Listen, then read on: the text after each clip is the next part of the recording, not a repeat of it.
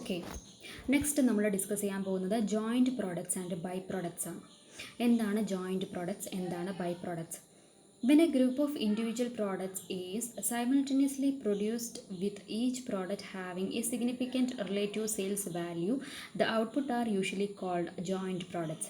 അതായത് നമ്മൾ ഒരു same kind of raw materials use ചെയ്തുകൊണ്ട്, സെയിം മെഷീനറീസ് യൂസ് ചെയ്തുകൊണ്ട്, അല്ലെങ്കിൽ സെയിം മെത്തഡോളജീസ് യൂസ് ചെയ്തുകൊണ്ട്, അല്ലെങ്കിൽ സെയിം ഫാക്ടറി യൂസ് ചെയ്തുകൊണ്ട് നമ്മൾ ഒരേ സമയം ഉൽപ്പാദിപ്പിക്കുന്ന പ്രോഡക്ട്സുകൾ, അത് ചിലപ്പം ഒരു റോ മെറ്റീരിയൽസിൽ നിന്നും നമ്മൾ പ്രൊഡ്യൂസ് ചെയ്യുന്ന എന്നാൽ ഈക്വലി ഇമ്പോർട്ടൻ്റ് ആയിട്ടുള്ള പ്രോഡക്ട്സുകളെയാണ് ജോയിൻറ്റ് പ്രോഡക്ട്സ് എന്ന് പറയുന്നത്. അതായത് ഒരു സെയിം റോ മെറ്റീരിയലിൽ നിന്നും ഉരുത്തിരിഞ്ഞു വരുന്ന പ്രോഡക്റ്റുകളായിരിക്കും, പക്ഷേ ആ പ്രോഡക്റ്റുകൾക്ക് രണ്ട് തരത്തിലുള്ള പർപ്പസ് ആയിരിക്കും ഉണ്ടായിരിക്കുക, അല്ലെങ്കിൽ രണ്ട് തരത്തിലുള്ള യൂസേജ് ആയിരിക്കും ഉണ്ടായിരിക്കുക. അങ്ങനെയുള്ള പ്രോഡക്റ്റുകളെ ഒരു പ്രോഡക്റ്റിനെ മറ്റതിനേക്കാളും മീതേനോ അല്ലെങ്കിൽ അതിനേക്കാളും ലോവർ ആണെന്നോ നമുക്ക് പറയാൻ പറ്റില്ല. അങ്ങനെയുള്ള ഒരു പ്രോഡക്ട്സുകളെയാണ് ജോയിൻറ്റ് പ്രോഡക്ട്സ് എന്ന് പറയുന്നത്. So joint products are those products which are simultaneously produced from a common raw material for process having equal importance and value. For example, in petroleum industry, kerosene, gasoline, paraffin, fuel, oil, lubricants, etc. are produced from the crude petroleum. അതിനെയൊക്കെയാണ് നമ്മൾ എന്ത് പറയുന്നത്, joint products എന്ന് പറയുന്നത്. Crude പെട്രോളിയത്തിൽ നിന്നും നമ്മൾ produce ചെയ്യുന്ന different types of petroleum items ഉണ്ട്. ആ ഐറ്റംസിനെ എല്ലാം ജോയിൻറ്റ് പ്രോഡക്ട്സ്, ഓരോന്നിനും അതിൻ്റേതായിട്ടുള്ള പ്രാധാന്യം ഉണ്ടായിരിക്കും. അങ്ങനെയുള്ള പ്രോഡക്ട്സുകളെയാണ് ജോയിൻറ്റ് പ്രോഡക്ട്സ് എന്ന് പറയുന്നത്. The next is split off point. Split of point, it is related to joint products. So we say that the joint products are the products which are derived from the same raw materials. So the joint products are not separately identifiable up to a certain stage or point of production. Up to a particular stage or particular process, we cannot separate them. So in that stage, up to that stage, that is known as split of point. This stage or point is known as split of point or pre-separation point. It means joint products cannot be separated until split of point. After the split of point, these products are separately identifiable and this require further processing. So clear ആയിട്ടുണ്ടാവുമെന്ന് വിചാരിക്കുന്നു. നമ്മളിപ്പോൾ petroleum example പറഞ്ഞ പോലെ ഒരു raw മെറ്റീരിയലിൽ നിന്നും നമ്മൾ different types of പ്രോഡക്ട്സുകൾ produce ചെയ്യുന്നു. പക്ഷേ ഈ ഡിഫറെൻറ്റ് ടൈപ്സ് ആയി ഉരുത്തിരിഞ്ഞ് വരുന്നത് വരെ അതെല്ലാം ഒരൊറ്റ സിംഗിൾ എലമെൻ്റ് ആയിട്ട് നമുക്ക് സെപ്പറേറ്റ് ചെയ്യാൻ പറ്റാത്ത ഒരു അവസ്ഥയാണ്. അങ്ങനെ ഒരു നിശ്ചിത ശതമാനം പ്രൊഡക്ഷൻ കഴിയുമ്പോഴായിരിക്കും, അതിൻ്റെ ട്രാൻസാക്ഷൻ കഴിയുമ്പോഴായിരിക്കും അതിനെ നമ്മൾക്ക് രണ്ട് വ്യത്യസ്ത പ്രോഡക്ട്സുകളായിട്ട് ഡിറൈവ് ചെയ്യാൻ വേണ്ടി പറ്റുക. സോ എപ്പോഴാണോ നമുക്ക് ഈ രണ്ടോ മൂന്നോ വ്യത്യസ്ത തരത്തിലുള്ള പ്രോഡക്ട്സുകളായിട്ട് ഡിറൈവ് ചെയ്യാൻ പറ്റുന്നത്, ആ പോയിന്റിനെയാണ് സ്പ്ലിറ്റ് ഓഫ് പോയിന്റ് എന്ന് പറയുന്നത്. സോ സ്പ്ലിറ്റ് ഓഫ് പോയിന്റ് വരെ രണ്ട് പ്രോഡക്ട്സുകൾ അല്ലെങ്കിൽ രണ്ടോ മൂന്നോ എത്ര പ്രോഡക്ട്സ് ആണെങ്കിൽ ആ പ്രോഡക്ട്സുകളെ ഒന്നും നമുക്ക് സെപ്പറേറ്റ്ലി കോസ്റ്റ് കാൽക്കുലേറ്റ് ചെയ്യാൻ പറ്റില്ല. അതിനെയാണ് സ്പ്ലിറ്റ് ഓഫ് പോയിന്റ് എന്ന് പറയുന്നത്. So the expenses incurred after the split of point for further processing are known as separate or subsequent expenses. So മുന്നേയുള്ള എക്സ്പെൻസസിനെ നമുക്ക് സെപ്പറേറ്റ്ലി ഐഡൻറ്റിഫൈ ചെയ്യാൻ പറ്റില്ല, കോമൺ ആയിട്ട് കാൽക്കുലേറ്റ് ചെയ്യുന്നു. എന്നാൽ സ്പ്ലിറ്റ് ഓഫ് ചെയ്ത് കഴിഞ്ഞാൽ നമ്മളതിനെ എല്ലാം സെപ്പറേറ്റ് ഓർ സബ്സിക്വൻറ്റ് എക്സ്പെൻസസ് എന്നുള്ള കാറ്റഗറിയിലാണ് പെടുത്തുക. അത് ചിലപ്പോൾ ചില ഐറ്റത്തിന് കൂടുതൽ എക്സ്പെൻസസ് വരും, ചില ഐറ്റത്തിന് അത്രയധികം കോസ്റ്റുകൾ വരില്ല. സോ അതിന് വേണ്ടിയിട്ടാണ് സ്പ്ലിറ്റ് ഓഫ് പോയിന്റ് നമ്മൾ കാൽക്കുലേറ്റ് ചെയ്യുന്നത്. So what are the features of joint products? These are produced from the same raw material. They are produced simultaneously from common production process. All the products are major products having significant sales value. They are comparatively of equal importance or value. They may require further processing after their point of separation. They have physical relations till separation. So these are the features of joint products. So what is co-product? Co-products are those products which are manufactured in different varieties by the same industry. They may not arise from the same operation or raw material but are produced in different quantities without any correlation to each other. നമ്മളിപ്പോൾ പറഞ്ഞതിൽ നിന്നും ഒരു variety ആയിട്ടുള്ള പ്രോഡക്റ്റാണ് കോ products എന്ന് പറയുന്നത്.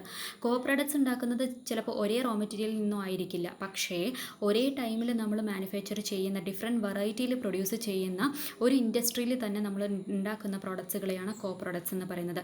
അതിൻ്റെ best എക്സാമ്പിളാണ് ഫർണിച്ചർ ഇൻഡസ്ട്രിയിൽ നിന്നും നമ്മൾ പ്രൊഡ്യൂസ് ചെയ്യുന്ന ടേബിൾ, ചെയർ, ബെഞ്ച്, ഡെസ്ക്, അൾമാറ.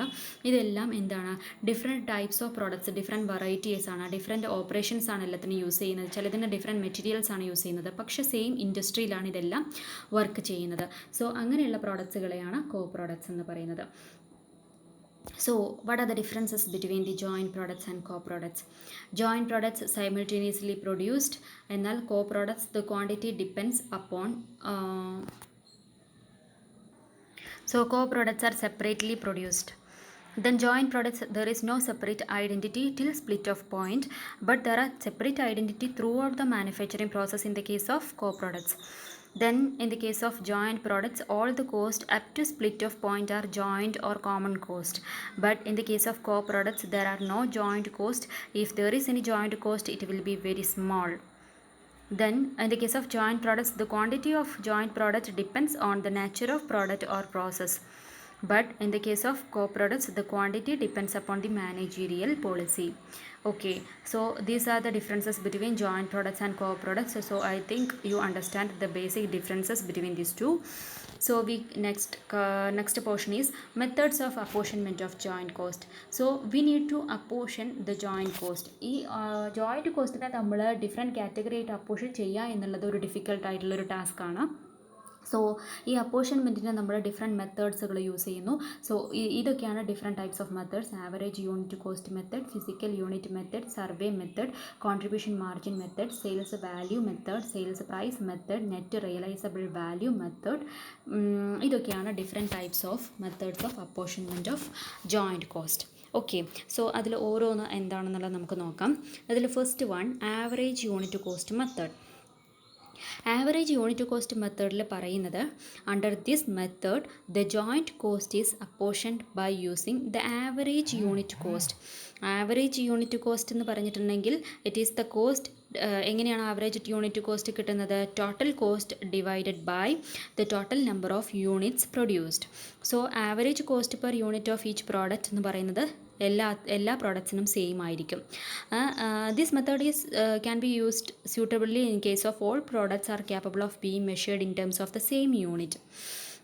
അതായത് സെയിം യൂണിറ്റിൽ മെഷർ ചെയ്യാൻ പറ്റുന്ന ടൈപ്പ് ഇൻഡസ്ട്രി ആണെന്നുണ്ടെങ്കിൽ അവിടെ നമുക്ക് ആവറേജ് യൂണിറ്റ് കോസ്റ്റ് മെത്തേഡ് ഉപയോഗിക്കാം. അത് നമുക്കൊരു എക്സാമ്പിളിലൂടെ പറയാം. ഇവിടെ നോക്കാം. In the timber industry the milling operations to the split off point during a period amounted to ₹72,000. Up to split off point വരെ 72,000 ആണ്. First grade timber 3,000, second grade timber 6,000, third grade timber 3,000. So total units എന്ന് പറയുന്നത് 12,000 units ആണ് ഉള്ളത്. So നമ്മൾ apportion the joint cost and average unit cost method. Average unit cost method പ്രകാരം ഇതിനെ apportion ചെയ്യാനാണ് പറഞ്ഞിരിക്കുന്നത്. സോ ടോട്ടൽ കോസ്റ്റ് എന്ന് പറയുന്നത് എത്രയാണ്? 72,000 റുപ്പീസാണ്. സോ അതിന് നമ്മൾ അപ്പോർഷൻ ചെയ്യണം. സോ ആവറേജ് യൂണിറ്റ് കോസ്റ്റ് എത്രയാണെന്നുള്ളത് നമ്മൾ കാൽക്കുലേറ്റ് ചെയ്യുന്നു. ആവറേജ് യൂണിറ്റ് കോസ്റ്റ് എന്ന് പറയുമ്പോൾ സാധാരണ നമ്മൾ equation total joint cost divided by total number of units. So ഇവിടെ ടോട്ടൽ കോസ്റ്റ് എന്ന് പറയുന്നത് 72,000 ആണ്. ടോട്ടൽ നമ്പർ ഓഫ് യൂണിറ്റ്സ് എന്ന് പറയുന്നത് 12,000 ആണ്. സോ ₹6 ആണ് ആവറേജ് കോസ്റ്റ് എന്ന് പറയുന്നത്. സോ ഫസ്റ്റ് ഗ്രേഡ് ടിമ്പറിൻ്റെ ഷെയർ എന്ന് പറയുന്നത് എത്രയായിരിക്കും? എത്ര യൂണിറ്റ്സ് ആണോ അത് into average unit cost. So 3,000 into 6, 18,000. Second grade ടിമ്പറിൻ്റെ 6,000 ഇൻറ്റു 6, 36,000. തേർഡ് ഗ്രേഡ് ടിമ്പറിൻ്റെ 3,000 ഇൻറ്റു 6, 18,000. സോ ഈ കേസിൽ നമുക്ക് വളരെ ഈസി ആയിട്ട് കാൽക്കുലേറ്റ് ചെയ്യാൻ പറ്റും. പക്ഷേ ഇത് എല്ലാ ഇൻഡസ്ട്രിയിലും നമുക്ക് ആക്സസിബിൾ ആയിട്ടുള്ള മെത്തേഡ് അല്ല. So average unit cost method പ്രകാരം ഇങ്ങനെയാണ് നമ്മൾ സ്പ്ലിറ്റ് ഓഫ് കോസ്റ്റ് അല്ലെങ്കിൽ ജോയിൻറ്റ് കോസ്റ്റിനെ നമ്മൾ സ്പ്ലിറ്റ് ഓഫ് അപ്പോർഷൻ ചെയ്യുന്നത്. ഓക്കെ, രണ്ടാമത്തെ മെത്തേഡാണ് physical quantity method. Physical quantity മെത്തേഡിൽ പറയുന്നത് joint cost are apportioned on the basis of physical units or base factors. So physical volume of materials like weight, volume, quantity etcetera, അങ്ങനെ ഒരു common base നമ്മൾ identify ചെയ്യുന്നു. എന്നിട്ട് അതിൻ്റെ ബേസിലാണ് നമ്മൾ ഇവിടെ അപ്പോർഷൻമെൻറ്റ് ചെയ്യുന്നത്. This method cannot be adopted when it is not possible to measure the joint cost with a common measuring rod. നമുക്കൊരു കോമൺ മെഷർമെൻറ്റ് ഇല്ല, കാൽക്കുലേറ്റ് ചെയ്യാൻ പറ്റാത്ത ടൈപ്പ് ഇൻഡസ്ട്രി ആണെന്നുണ്ടെങ്കിൽ നമുക്ക് ഇവിടെ ഈ മെത്തേഡ് ആക്സസിബിൾ അല്ല. സോ ഈ ക്വസ്റ്റ്യൻ നോക്കാം. The following data have been extracted from the books of Hindustan Coke Company Limited. Joint products yield per ton of coal. ഏതൊക്കെയാണ് ജോയിൻറ്റ് പ്രോഡക്ട്സുകൾ എന്നുള്ളത് നമുക്ക് തന്നിരിക്കുന്നു. അതിൻ്റെ എത്ര ഈൽഡാണ് പ്രൊഡ്യൂസ് ചെയ്യുന്നത് എന്നുള്ളതും പറഞ്ഞിരിക്കുന്നു.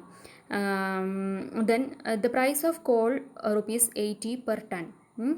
Direct labour and overhead cost up to the point of split off എന്ന് പറയുന്നത് 40 and 60 respectively per ton of coal. കോളിൻ്റെ ഡയറക്റ്റ് ലേബറും ഓവർഹെഡും 40 റുപ്പീസും 60 റുപ്പീസുമാണ്.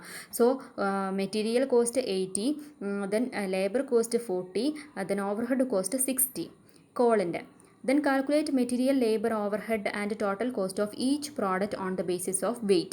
വെയ്റ്റിൻ്റെ അടിസ്ഥാനത്തിൽ, അതായത് വെയ്റ്റ് എന്നുള്ള കോമൺ മെഷർമെൻറ്റിൻ്റെ അടിസ്ഥാനത്തിൽ ഓരോ പ്രോഡക്റ്റിൻ്റെയും, അതായത് കോളിൽ നിന്നും നമ്മൾ ഉണ്ടാക്കിയിട്ടുള്ള ഈ coke, coal tar, benzol, sulphate, gas, ഇതിൻ്റെ എല്ലാം നമ്മൾ എന്ത് കാൽക്കുലേറ്റ് ചെയ്യണം? Material, labour, overhead and total cost calculate ചെയ്യണം. അപ്പോൾ അതെങ്ങനെയാണെന്നുള്ളത് നമുക്ക് നോക്കാം. ഇവിടെ നോക്കാം. നമ്മൾ ഐറ്റംസ് ഏതൊക്കെയാണെന്നുള്ളത് ഐഡൻറ്റിഫൈ ചെയ്യാം. എന്നിട്ട് yield per ton of coal, കോളിൻ്റെ എത്ര ഈൽഡാണ് ഇത് ഓരോ ഐറ്റംസും ഉണ്ടാക്കിയിട്ടുള്ള നമുക്ക് ക്വസ്റ്റ്യനിൽ തന്നിരിക്കുന്നു. അത് നമ്മൾ എന്ത് ചെയ്യുന്നു? ടോട്ടലിൻ്റെ എത്ര പെർസെൻറ്റേജാണ് ഓരോ ഐറ്റവും പ്രൊഡ്യൂസ് ചെയ്തിട്ടുള്ളത് എന്നുള്ളത് നോക്കാം. ഓരോ ഐറ്റം ഉണ്ടാക്കിയിരിക്കുന്നത്. അപ്പോൾ ഫസ്റ്റത്തെ കേസിൽ 1420 കോക്കാണ് പ്രൊഡ്യൂസ് ചെയ്തിട്ടുള്ളത്. സോ 1420 ഡിവൈഡഡ് ബൈ 2000, അത് നമ്മൾ ചെയ്യുന്ന സമയത്ത് നമുക്ക് 71% കിട്ടുന്നു. ദെൻ 120 ഡിവൈഡഡ് ബൈ 2000 6% കിട്ടുന്നു. 22 ഡിവൈഡഡ് ബൈ 2000 1.1% കിട്ടുന്നു. സൾഫേറ്റിൻ്റെ കേസിൽ 26 ഡിവൈഡഡ് ബൈ 2000 1.3 കിട്ടുന്നു. Then last gas 412 divided by 2000 20.6% കിട്ടുന്നു. ഓക്കെ, ഇനി നമുക്ക് കോളിൻ്റെ കോള് നമുക്കറിയാം 80 റുപ്പീസാണ്. ദെൻ ടോട്ടൽ വന്നിരിക്കുന്നത്. ദെൻ ലേബർ 40 ആണ്, ഓവർഹെഡ് 60 ആണ്. സോ ഇതിൻ്റെ ബേസിൽ, ഈ ഒരു പ്രൊപ്പോർഷൻ്റെ ബേസിൽ നമ്മൾ എന്ത് ചെയ്യുന്നു? ഇതിനെയെല്ലാം ഡിവൈഡ് ചെയ്യുന്നു. അതായത് കോളിൻ്റെ കേസിൽ കോക്കിൻ്റെ കേസിൽ